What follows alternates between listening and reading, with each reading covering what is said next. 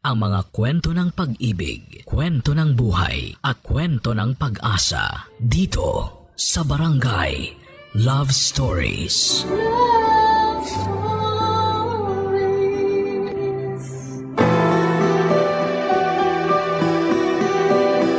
Ang tunay na pag-ibig ay ang pagsasama ng nag-iibigan sa kanilang masasayang araw.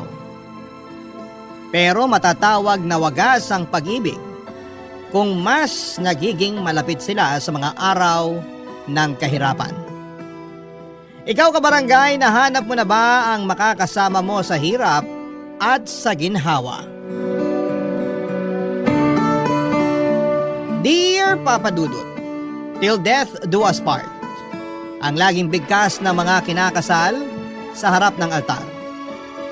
Ganon din ang pangakong binibitawan namin sa isa't isa ng asawa ko noong kami kinasal. At kahit papaano ay masasabi kong napanindigan naman namin ang pangakong yon. Tawagin niyo na lamang po ako sa pangalang Apollo, 45 years old at isang insurance agent mula sa Makati. Sumulat ako sa inyo dahil gusto kong i-share ang love story namin ng asawa kong si May na hanggang kamatayan ay nagpatuloy pa rin ang pagmamahalan naming dalawa. Sa mall kami unang nagkita ni May, Papa Dudut. Dati akong sales boy doon na ang trabaho ay ang mamigay ng flyers sa mga tao tuwing may promo ang pinagtatrabahuhan kong store. Sa dami ng mga taong nakakasalamuha ko araw-araw ay hindi ko pa noon napapansin na ilang beses na palang dumaan sa harapan ko ang aking the one. Parang routine ko na kasi noon ang mamigay ng flyer sa mga taong saglit ko lamang nakikita ang mga mukha kaya mabilis ko lang din silang nakakalimutan. Hanggang sa isang mukha ang nanatili sa memorya ko. Si May na halos araw-araw ko noong inaabutan ng flyer nang hindi ko namamalayan. Una ko siyang napansin dahil sa suot nitong pink na headband. Kinabukasan ay nakita ko ulit ang headband na yon kaya inabangan ko ulit siya sa mga sumunod na araw. Hanggang sa napagtanto kong iisa lang ang babaeng nagmamay-ari ng pink na headband na yon. Noong muling dumaan sa store ang babae ay doon ko na siya unang kinausap, Papa Dudut.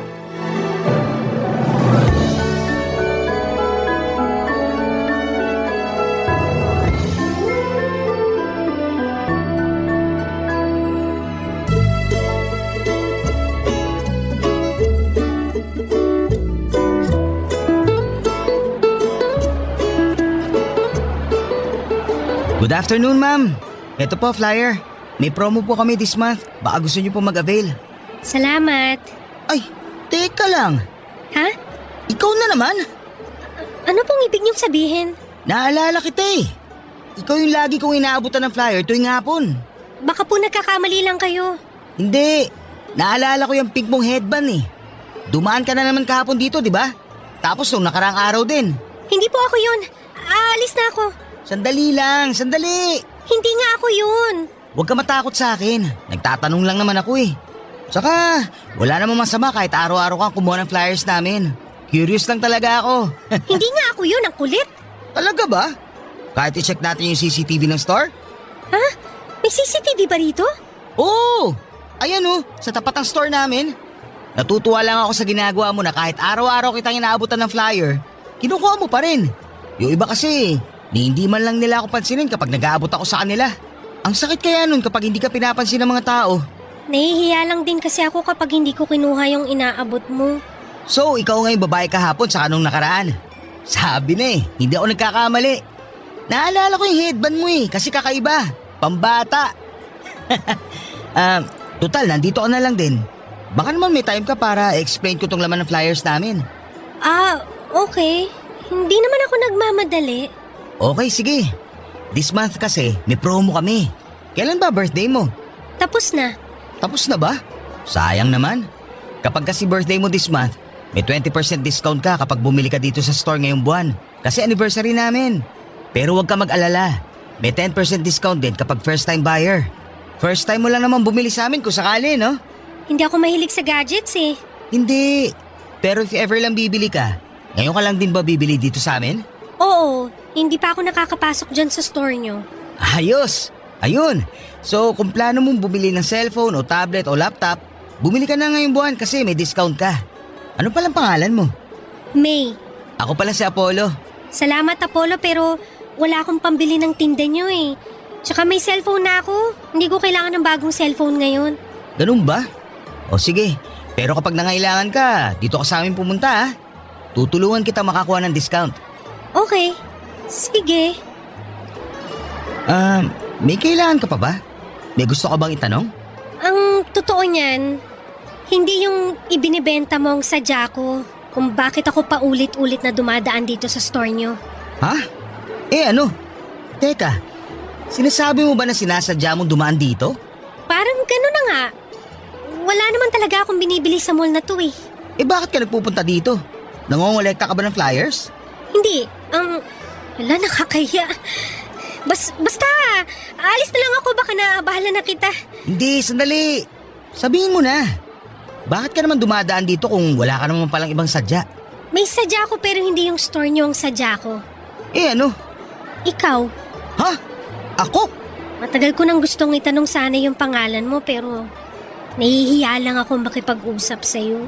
Bakit naman gusto mo malaman pangalan ko? Gusto kitang hanapin sa Facebook para ma-add sana kita. Talaga? Bakit naman? Ang dami mo namang tanong. Crush kasi kita. Ayan, nasabi ko na yung dahilan. Sasabihin mo na ba yung Facebook mo? Totoo ba? Oo nga.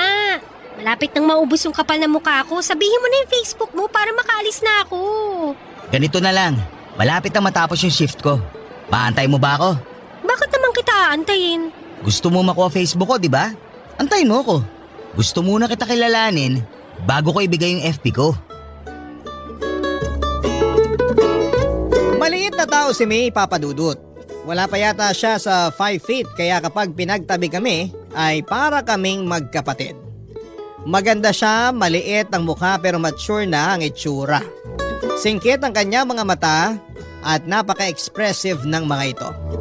Sa mga mata pa lang kasi ay matutukoy mo na kagad kung ano ang nararamdaman niyang emosyon dahil napaka-suggestive nito. Nakatira lang si May malapit sa mall kung saan ako nagtatrabaho noon. Tendera siya sa isang bakery nung nakilala ko siya. Lagi raw siyang tumatambay sa mall para makakita ng artista. Marami kasing nagaganap na mall shows sa mall na pinagtatrabahuhan ko noon at karaniwan ay marami rin talagang artista na nagpupunta doon.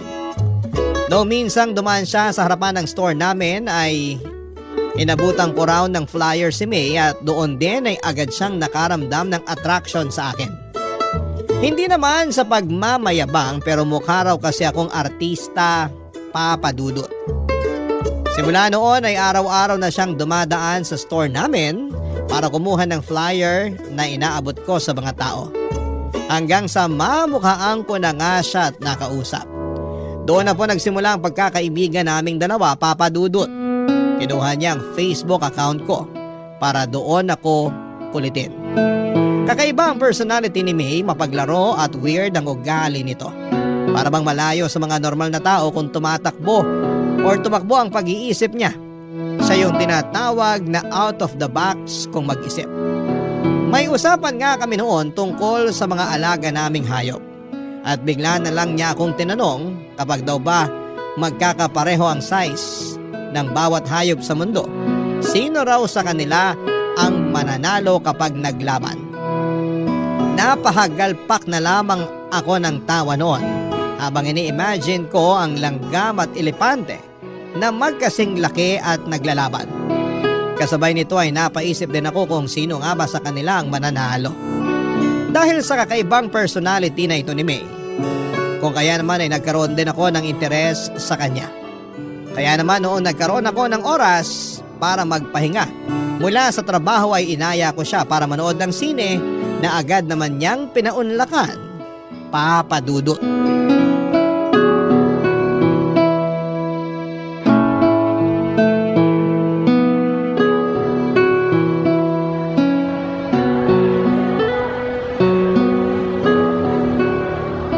Ang lala ng twist ng pinanood natin ah.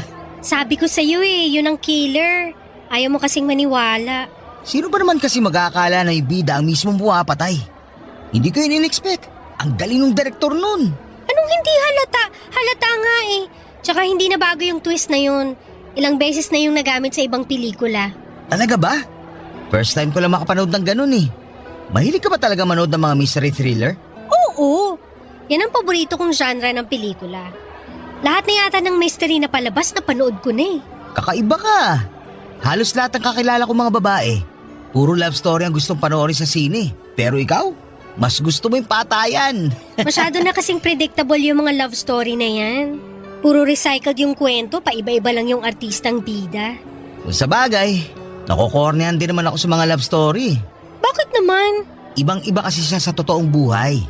Kapag sa pelikula, parang napakadali magkaroon ng karelasyon. Parang napakagandang ma-in love. Pero ang totoo niyan, hindi naman ganun ka-magical ang pag-ibig tulad ng sinasabi nila. At bakit mo naman yan nasabi? Magical kaya ang pag-ibig. Kapag tumibok na ang puso mo para sa isang tao, para kang nasa alapaap dahil sa saya. Sa simula lang yan. Mawawala rin yung pakiramdam na yan kapag nagsimula na yung mga problema ng pag-ibig. Tulad ng sawaan, agawan, traiduran at lokohan.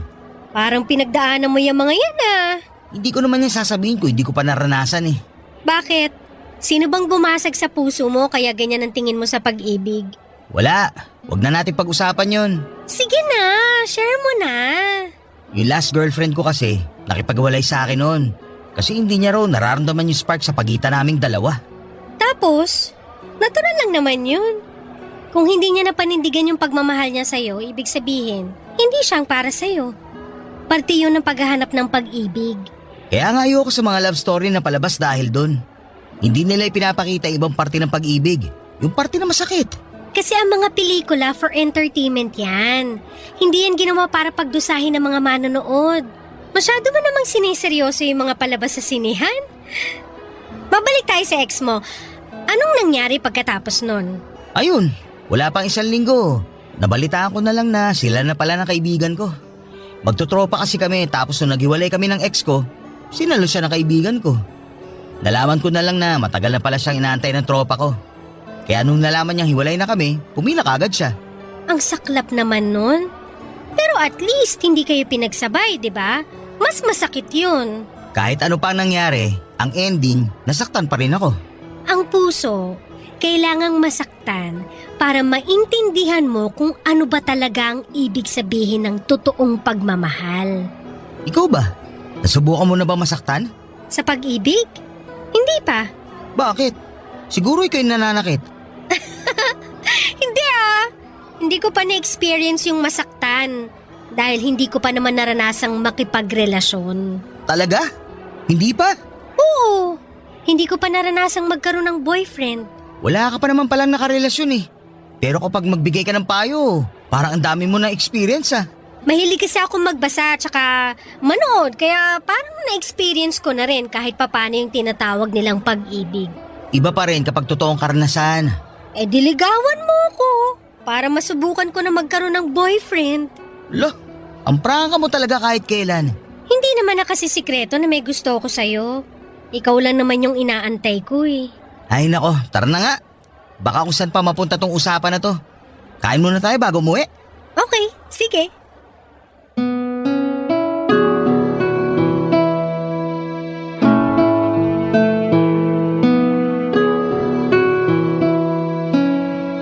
Papadudot mabilis akong napaibig ni May dahil sa kakaibang ugali niya.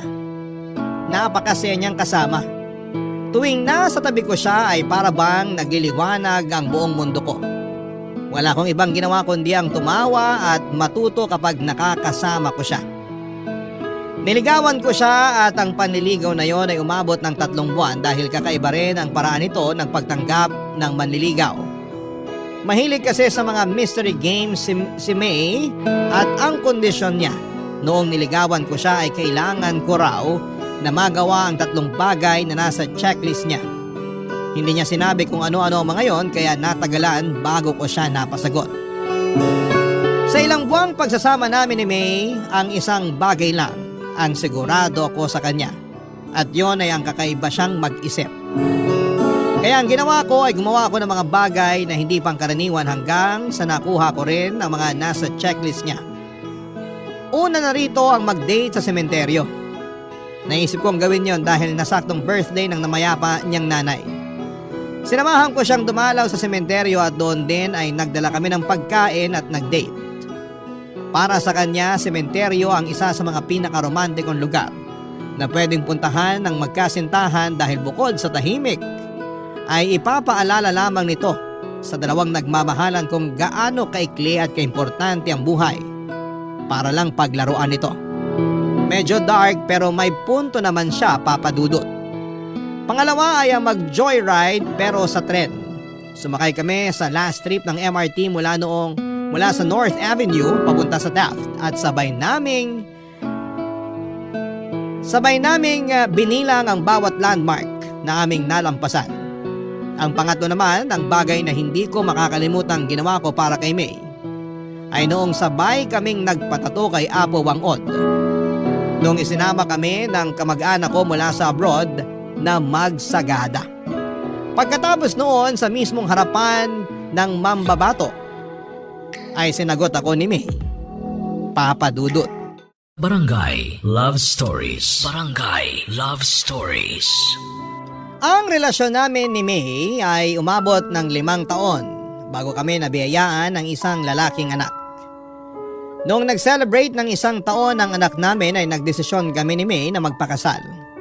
Sabay naming binuo ang isang pamilyang masaya at puno ng mga hindi malilimutang karanasan.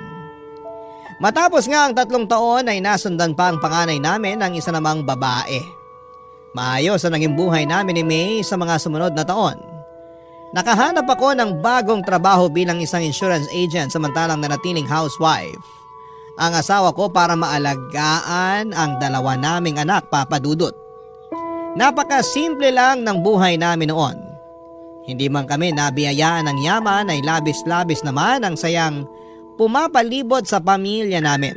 Ito'y dahil hindi hinayaan ni May na maging boring ang pamilya namin. Lagi siyang may handang pasabog sa bawat araw ng buhay namin na siyang nagiging core memory ng bawat isa sa amin, lalo na ang mga anak namin. Hindi siya nawawala ng pakulo mula sa paggawa ng gawaing bahay, pag-iipon ng pera at kung ano-ano pa. Lagi siyang gumagawa ng laro na naging bonding time na rin namin. Isa sa mga hindi ko malilimutan tuwing nanonood kami ng TV ay paunahan pa kami sa paghula kung anong brand ng patalastas ang nasa screen namin. Pero ang masasayang araw na yon ay nabigyan ng tuldok nung bigla na lamang nakaramdam ng kakaiba si May sa kanyang katawan. Laging sumasakit ang binti nito noon. Nang ipacheck namin sa doktor, ang nararamdaman niya ay napagalamang mayroong bukol sa hita niya na kasing laki ng ponkan. Sumailalim siya sa iba't ibang klase ng test tulad ng MRI, ultrasound at biopsy. Umabot ng halos 1 buwan bago nakumpirma ng asawa ko ay mayroong sarcoma.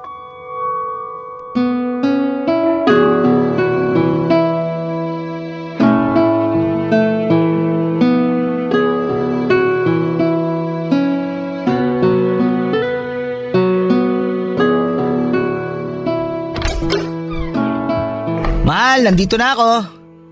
Maaga ka umuwi ngayon ah. Oo, wala akong masyadong nakasabay mag-commute. Ewan ko ba? Sana ganun lagi para maaga ako nakakauwi. Nasaan pala yung mga bata? Tulog sila pareho. Halika rito, tabihan mo ko, may ipapagawa ako sa'yo. Ano yun? Ito, ginawan kita ng word search puzzle. Word search? Oo, bilugan mo yung mga salitang mahahanap mo rito. Para saan naman to? Basta, may 5 salita akong nilagay dyan. Okay, wala bang clue? Ano mga salita yung hanapin ko?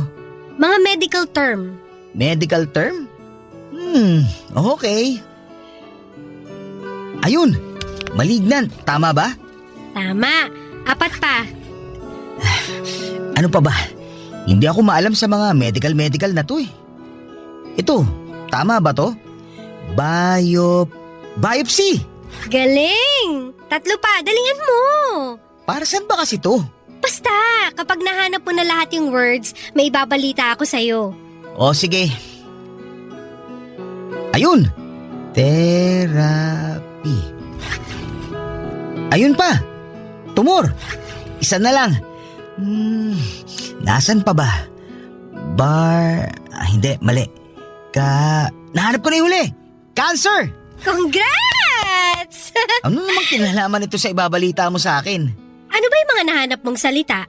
Cancer, tumor, therapy, malignant, tapos biopsy. Teka, dumating na ba yung mga test mo sa ospital? Oo, nagkausap na kami ng doktor ko kanina. Confirmed. Ang alin? Yung mga binilugan mong salita, yan yung sakit ko. Cancer. Ano? Pinaglaro mo ako para lang sabihin may cancer ka? Pinaglolo ko mo ba ako, May? Ang boring naman kasi kapag sinabi ko lang sa'yo ng diretsahan. Mas maganda yung may thrill para surprise. Sa tingin mo, nakakatuwa itong ginagawa mo? Buhay itong pinag-uusapan natin.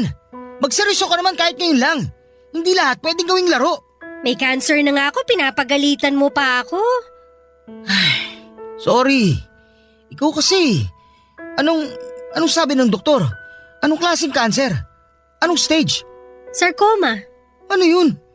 Anong klaseng cancer yun? Hindi ko maalala yung sinabi ng doktor. Parang cancer sa buto at sa tissue. Parang ganun. Buong katawan. Kailangan ko raw ng treatment para maagapan yung pagkalat ng cancer.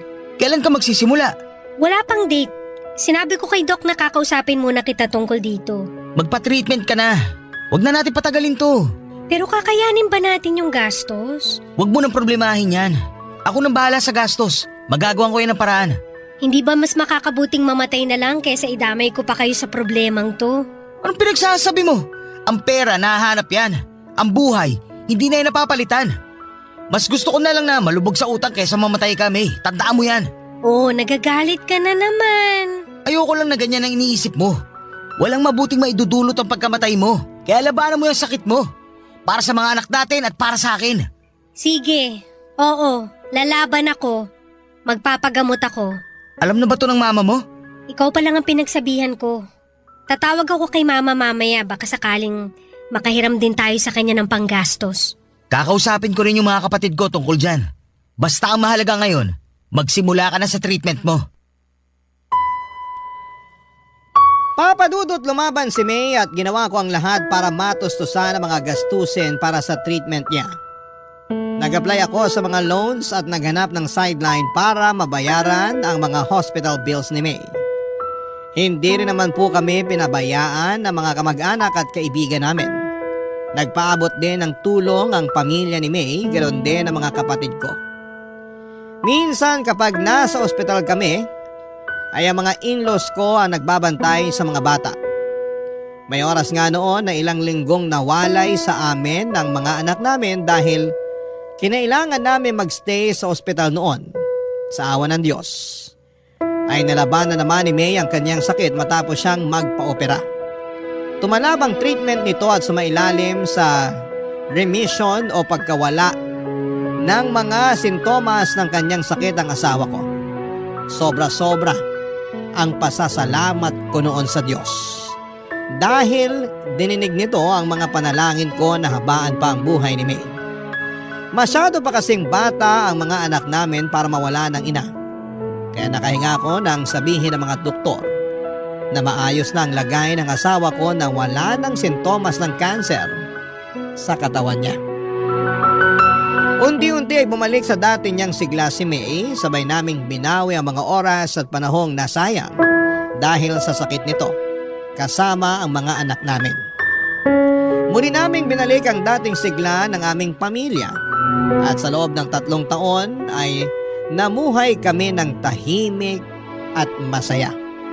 Subalit muling sinubok ang tatag at pananampalataya ng aming pamilya nung muling nagparamdam ang sakit ni May.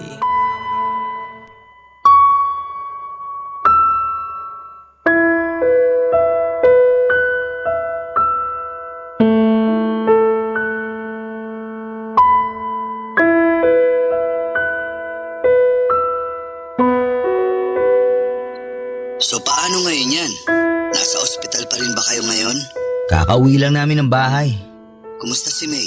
Ayun, parang wala lang sa kanya yung nalaman niya. Mas ako pa nga yung apektado eh. Ako pa yung mas naunang umiyak kaysa sa kanya. Ganun naman talaga si May eh. Hindi masyadong nagpapakita ng kalungkutan. Ayaw kasi niya na madama yung mga tao sa paligid niya. Matapang yun eh, pero kahit ganun, samaan mo na lang muna siya. Alam ko na kahit hindi yun nagpapakita ng emosyon eh, mabigat ang pakiramdam nun ngayon. Alam ko naman yun. Nagpapahinga na siya ngayon. Kailan ulit siya sasailalim sa kimo niyan? Bukas na ulit. Medyo aggressive daw yung cancer sa katawan niya. Kaya mas madugo ang treatment ngayon kaysa noon. Hayaan mo, isasama ko siya sa mga panalangin ko. Manalig lang kayo sa Diyos. Malalampasan niyo rin to katulad ng dati. Salamat, Dan. Kung kailangan niyo ng tulong, huwag kang magdalawang isip na tawagan ako. Pwede ako magbantay sa mga bata kapag nasa ospital kayo. Salamat pero nakausap ko na si nanay tungkol dyan. Siya muna ang tatao dito sa bahay kapag nasa ospital na kami. O siya, sige na. Magpahinga ka na rin. Salamat sa pagtawag, pre ah. Walang anuman. Apollo? Apollo? Sandali lang po, nandyan na. Ma, pasok po kayo. Nasaan ang anak ko? Okay na ba siya? Nasa kwarto po si May, nagpapahinga na po siya. Bumiyahe ako agad nung nabasa ko yung text mo. Ano bang nangyari sa kanya? Sumakit po yung likod niya kaninang umaga. Namimilipit na siya sa sakit, kaya itirakbo ko na lang siya sa ospital. Anong sabi ng doktor? Maayos na ba siya? Ma, bumalik po yung cancer ni May. Ano? Diyos ko, May! Akala ko ba maayos ng lahat? Akala ko pa wala na siyang cancer. Yun nga rin po ang alam namin eh. Pero sabi ng doktor, may pagkakataon talaga na bumabalik yung tumor sa mismong pinanggalingan nito. Mahabaging Diyos, ano nang nangyayari dito sa anak ko? Ma, sa inyo ko lang po muna sasabihin to. Hindi pa po to alam ni May. Pero bago kami umuwi, nakapag-usap kami ng doktor niya. Anong sinabi niya sa'yo? Masyado daw aggressive yung cancer cell sa katawan ni May. Binigyan na po siya ng doktor ng taning. Anong sabi mo? 2 weeks hanggang 2 months na lang daw po itatagal ng katawan niya. Hindi ito maaari. Baka naman nagkakamali lang yung doktor. 2 weeks? Magkausap lang kami kahapon ni May sa video call. Ang lakas-lakas pa ng anak ko. Basta ang sabi lang po sa akin, ihandaan na lang po natin ang mga sarili natin. Pero ma, huwag niyo na lang mo sanang sabihin to kay May ha. Ayokong mapanghinaan siya ng loob. Diyos ko, ang anak ko. Gagawin naman daw po ng mga doktor ang magagawa nila para mapahaba pa ang buhay ni May. Umaasang tumalab yung treatment at mapahina ulit yung cancer katulad ng dati. Pero sa pagkakataong to, baka raw po medyo dehado. Anong klaseng doktor yan kung hindi pa man nagsisimula yung treatment nawawala na sila ng pag-asa? Tayo na lang po ang inaasahan ni May. Kaya wag din sana tayo mawala ng pag-asa. Palaban si May at alam kong lalabanan niya itong sakit niya. Magtiwala po tayo sa Diyos. Papadudot ang panalangin ko noon sa Diyos ay dugtungan pa ang buhay ng asawa ko. Pinagbigyan niya ako at dinugtungan niya ang buhay ni May. Maaaring kalabisan na kung humingi ulit ako sa kanya ng oras, pero yun po ang ginawa ko. Ipinagpanalangin ko ulit na sana'y malampasan namin ang panibagong dagok sa buhay namin at tunay ngang God is good dahil ang hiling kong yon ay muling tinupad ng Panginoon. Nalampasan po ni May ang taning na ibinigay sa kanyang buhay. Ganon pa man ay tuluyan ng humina ang katawan nito. Nakaratay na lamang siya noon sa kama, hirap kumilos, hirap kumain, hirap huminga. Ang tanging nagagawa na lamang niya noon ay ang umiyak ng umiyak dahil sa sakit na nararamdaman niya mula sa iba't ibang parte ng kanyang katawan. Hindi ko po iniwan si May sa kanyang laban. Lagi akong nasa tabi niya sa tuwing nahihirapan siya. Mula umaga hanggang sa pagtulog namin ay hawak-hawak ko ang mga kamay niya para maiparamdam ko sa kanyang hindi siya nag-iisa. Hanggang sa nag-decide si May na itigil na ang treatment niya. Hindi na raw kaya ng katawan niya ang bagsik na dulot ng mga treatment na ginagawa sa kanya. pakiramdam niya ay mas lalo lang daw siyang nanghihina. Hindi ako pumayag noong una pero dahil sa pakiusap nito ay wala na akong nagawa kundi ang ibigay ang kahilingan niya. Umabot pa nga ng 4 na buwan si May bago tuluyang bumigay ang katawan niya.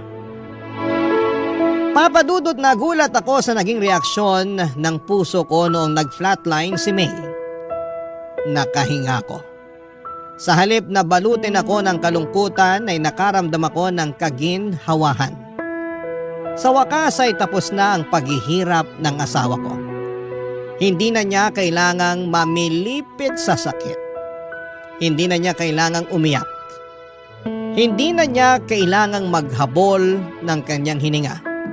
Payapa na siya. Wala nang paghihirap. Wala nang pagdurusa. Barangay Love Stories. Barangay Love Stories.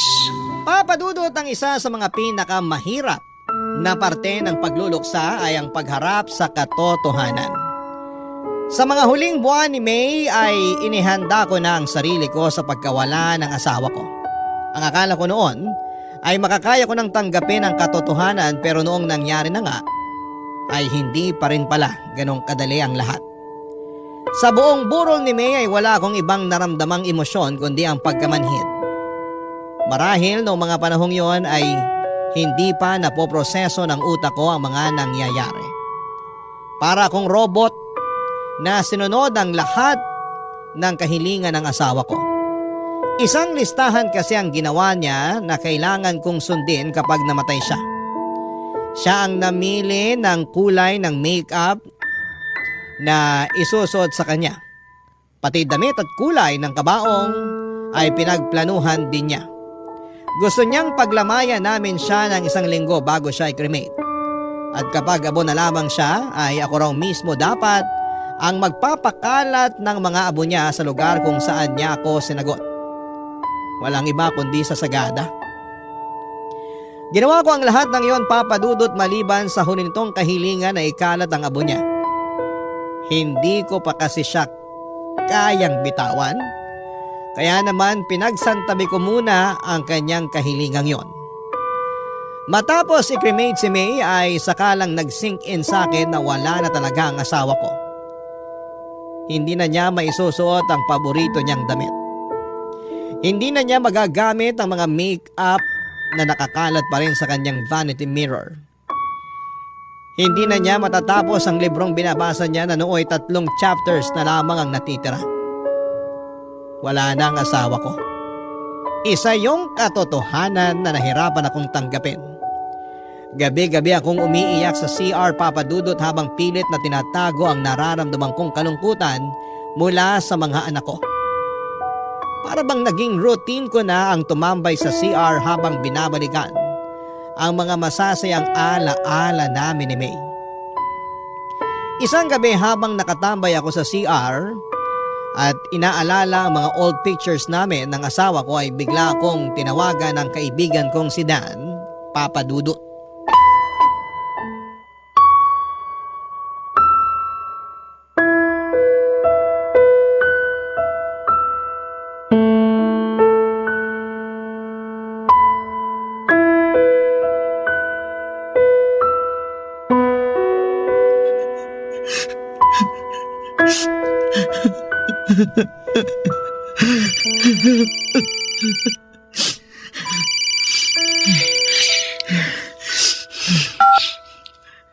Hello, Dan.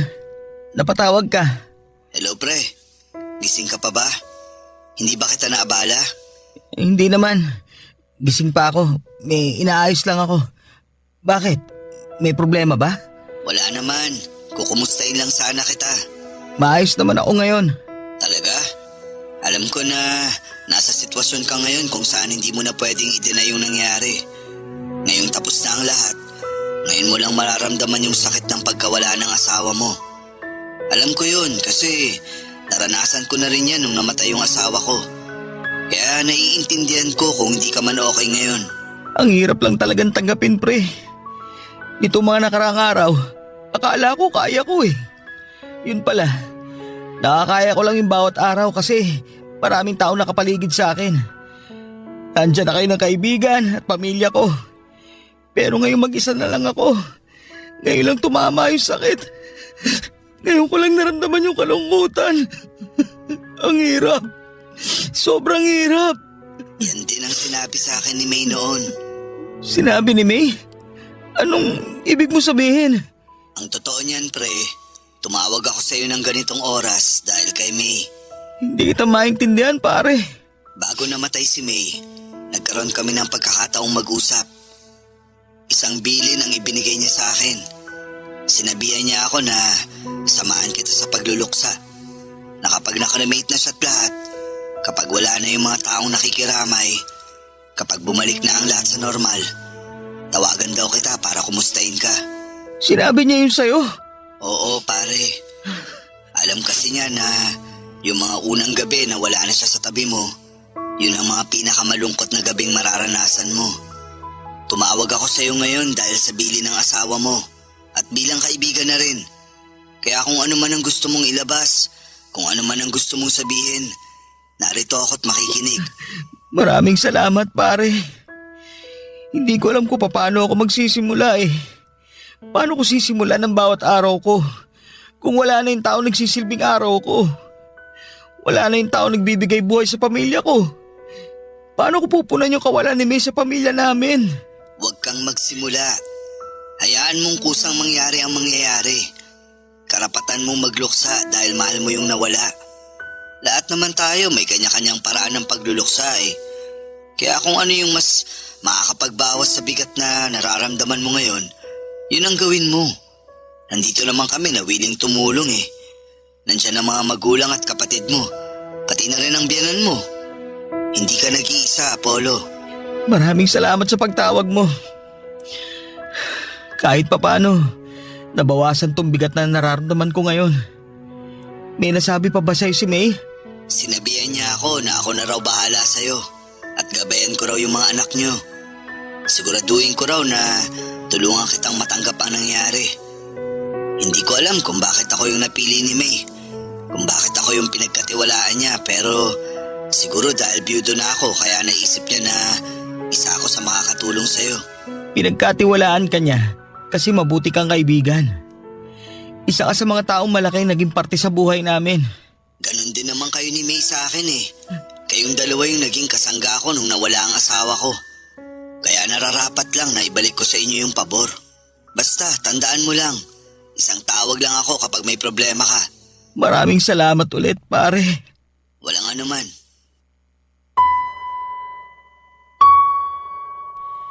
Nagulat ako, Papa Dudut, na kahit nawala na si May, ay nagawa pa rin pala niyang magplano para sa hinaharap.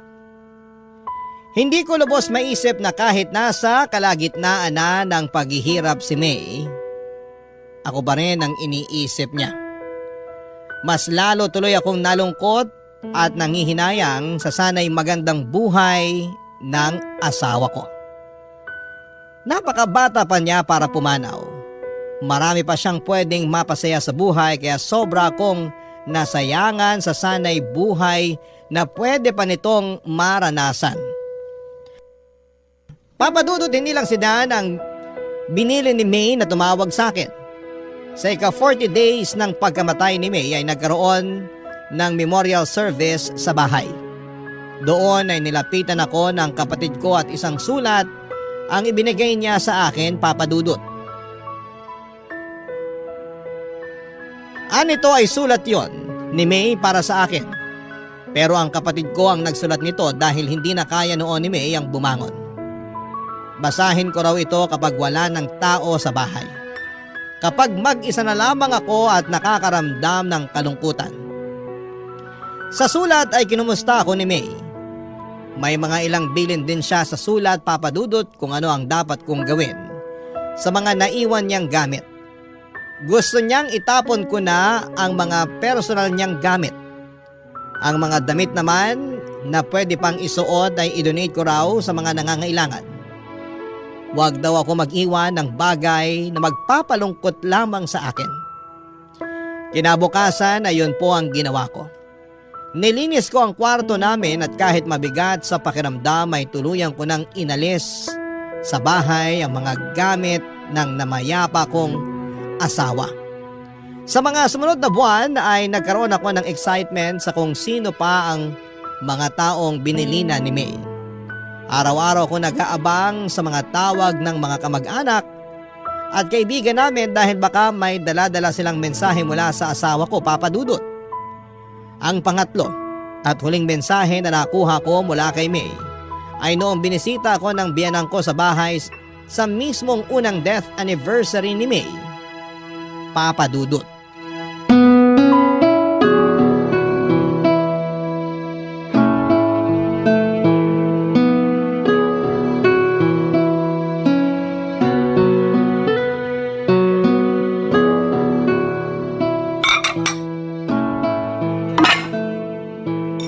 Ma, ako na po dyan. Hindi na, ako na magliligpit dito. Dalhin mo na lang to sa kapitbahay nyo. Pansit yan tsaka puto. Sayang din kapag hindi naubos, wala namang iba ng kakain. Maliban na lang kung may darating ka pang bisita. Wala na pong darating. O siya, itong itinabi kong ulam, ulamin nyo na lang bukas. Sige po. Nakakapagod tong araw na to.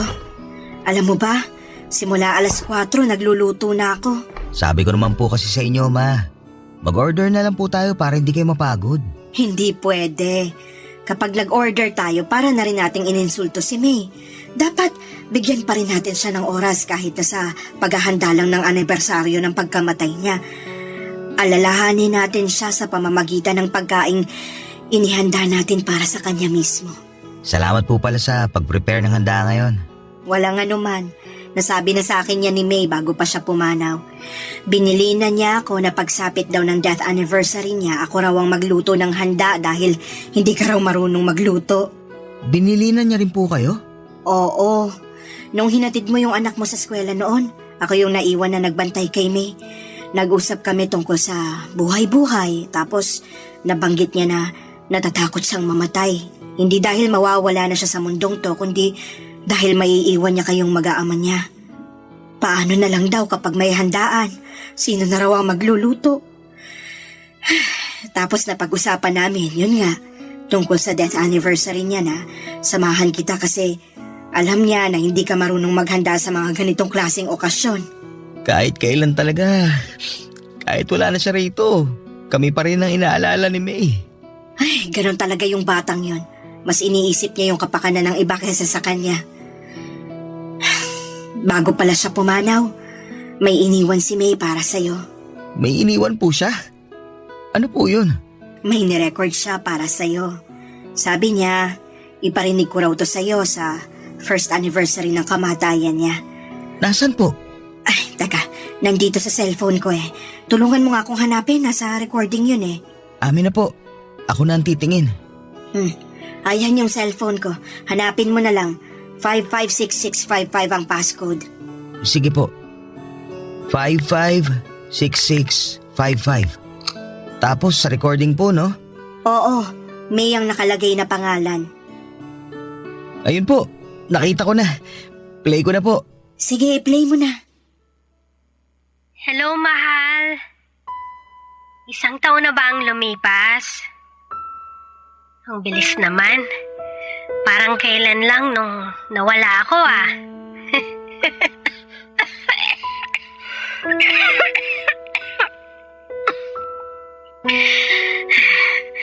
Joke lang yun ah. Baka magalit ka na naman kasi nagbibiro na naman ako tungkol sa kamatayan. Siraulo ka talaga. Basta ka na. Nagawa mo na ba yung mga billing ko sa'yo? Siguraduhin mo lang na maganda yung naging makeup ko, ha? Tsaka dapat, by this time, nakakalat na yung mga abo ko sa sagada. Doon mismo, sa tapat ng puno kung saan kita sinagot. Hindi pa. Hanggang ngayon nandito pa yung mga abo Tapos, yung mga mo. gamit ko, naipamigay mo na ba? Itapon mo na yung mga hindi mo gagamit. Huwag kang magtago ng mga gamit kung hindi na importante. Alikabukin lang yung mga yon. Siguro, mag-iwan ka lang ng ilang pictures ko. Para naman hindi ako makalimutan ng mga anak natin. Mahal, sorry. Hindi ko na magagawa yung Pangako ko sa'yo, nasasamahan kita hanggang pagtanda. Sorry kung hindi ko na kayang lumaban. Hindi ko na talaga kaya eh. Hirap na ako. Pero sana, kahit nawala na ako, magpatuloy ka pa rin sa buhay. Maghanap ka ng bagong taong magpapatibok sa puso mo. Ng bagong nanay sa mga bata. Walang kaso sa akin yun. Ang mahalaga lang para sa akin ay yung makita ko kayong mamuhay ng masaya, payapa, at malusog. Yun lang naman.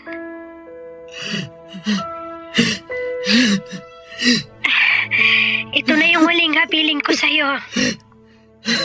Ikaw nang bahala sa mga bata, ha? Paalam, mahal ko. Paalam, mahal.